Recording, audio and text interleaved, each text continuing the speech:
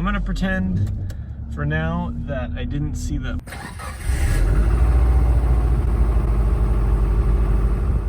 Oh, hey dude, what's up? Oh, yo, what's up? What's up, bro? Hey, I've got some news for you.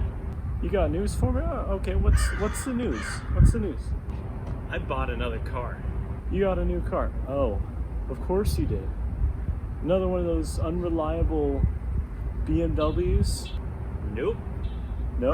not a BMW. Oh, a Land Rover. Yeah, you like those too. Not a Land Rover either. Not a Land Rover either? What is it? A Subaru. A Subaru. Huh. Impreza. Okay. WRX. You bought a WRX? Oh yeah. What? No way. Yeah, come here. Come take a look. I'll show you around. And here it is. What do you think? Wow, oh my gosh, bro, it's beautiful. It's great. I love it. You actually bought a reliable, good car for once.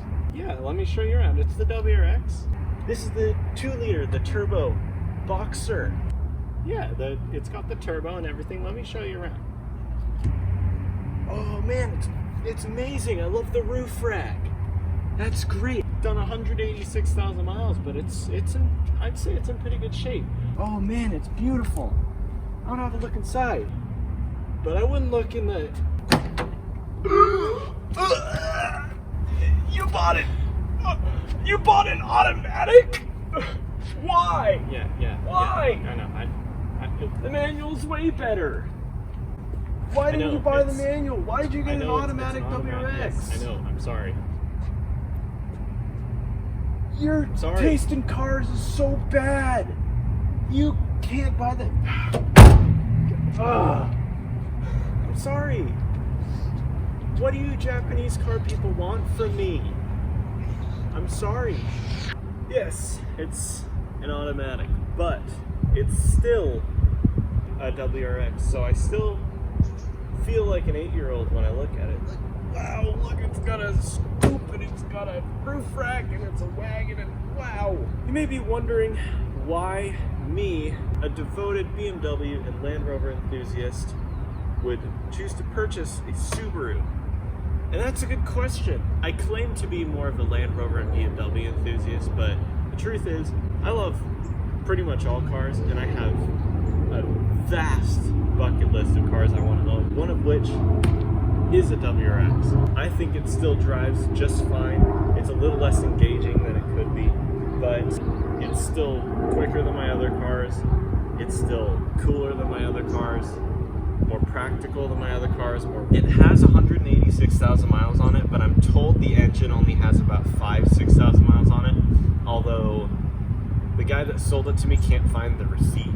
I'm gonna choose to be an optimist and believe that all humans, even Subaru owners, are honest people. So I believe, yes, it does have a new-ish engine. It's also got a new turbo. But when you look at the car itself, the paint is pretty good. I've seen worse. You'd be forgiven to believe that this has closer to probably, I'd say, 140,000. Having a quick look around the back, you see that indeed I did go for the WRX wagon, because I'm a wagon boy.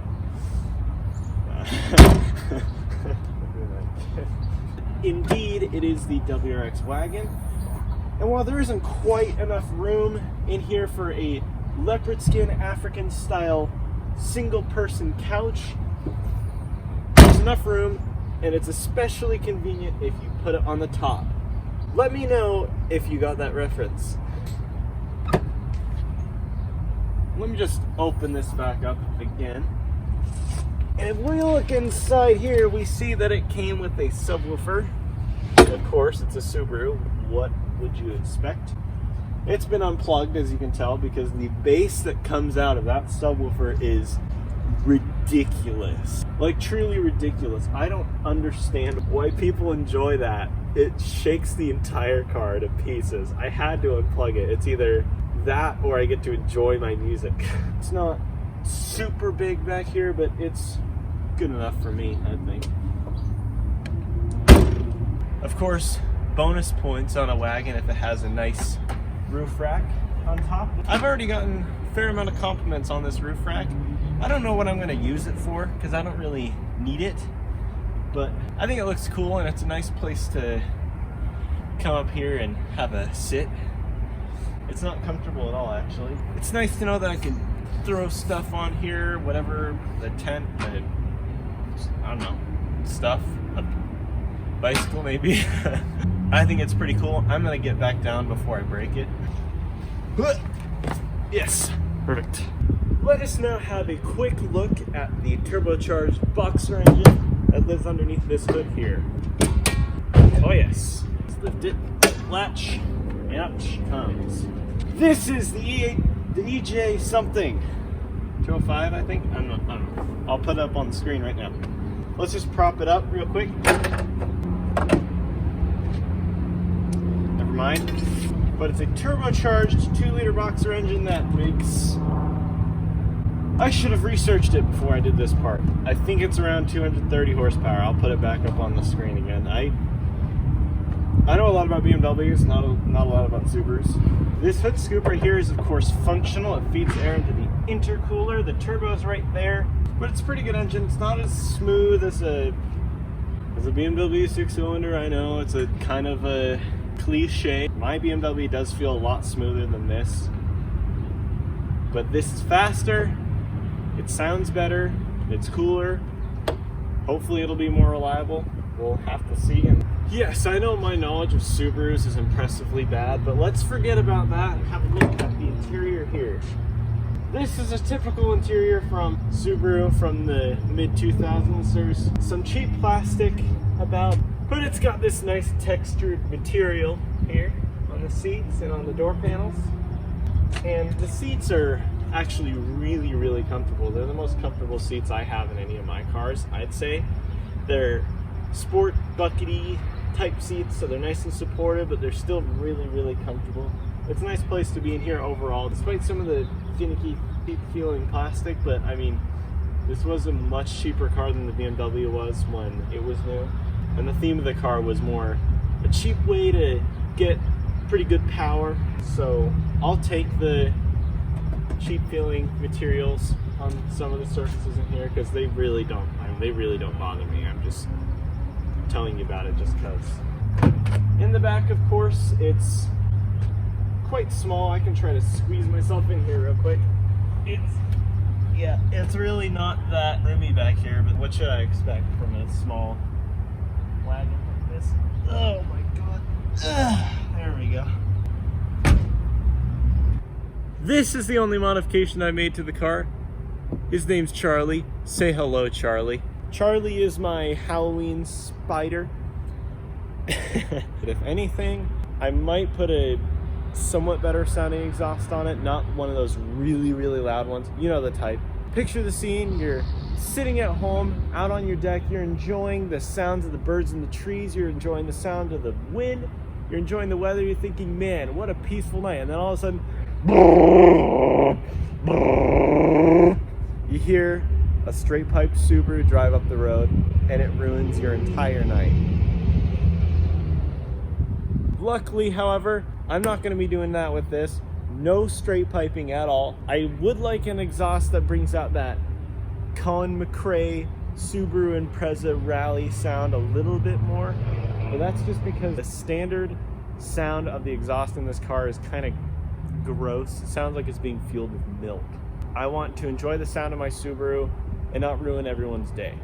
Now look, everybody, I enjoy talking about cars as much as the next guy, but I think it's time to hop inside the Subaru, take it for a drive. We can talk a little bit more about how the car drives on the inside, but I think it's time we take it for a drive. So let's go ahead and do that.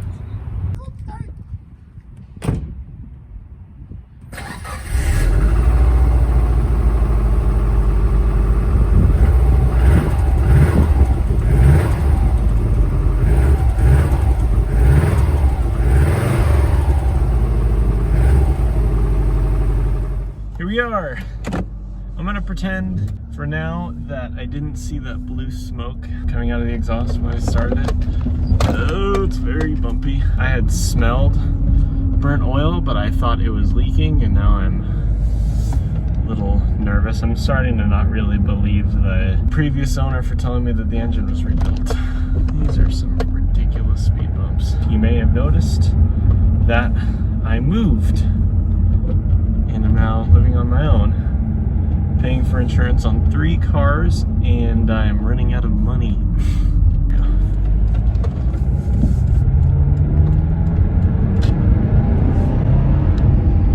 Yeah, it's definitely got a turbo and it definitely works. There's a little bit of turbo lag, but once it kicks in, it goes. It feels so much quicker than the Land Rover, especially in the BMW. It just gets up to speed with so much less fuss and noise, and it, you know, it is an automatic, which stinks, but it's still pretty good. Let's do that again. It sounds so cool. It sounds cool when it does that. It puts a smile on your face, that's for certain. But we'll have to see in the coming months and miles if it actually is reliable or not. Hopefully it ends up being reliable. Hopefully I don't have to do much work on it, because I didn't buy this as a project car.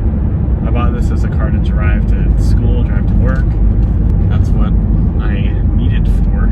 I'll be looking forward to seeing how well this thing goes in the snow as well. I've heard good things about Subarus in the snow, but I'll definitely be sure to show everybody when winter comes around.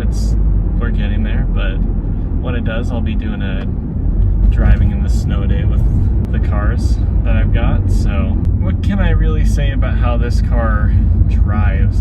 The ride is firm, but not really bad. It's firm, but in a good way, if that makes sense. It bounces, you can feel the bumps in the road, but it's not annoying. It's just, might be the comfortable seats.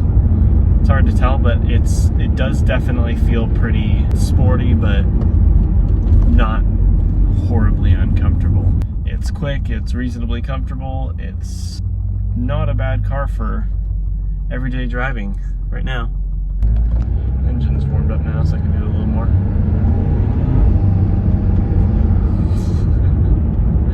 Yeah, it's fun, and I'm pretty happy with it so far. We'll just have to see how happy I am with it after 6 months have passed.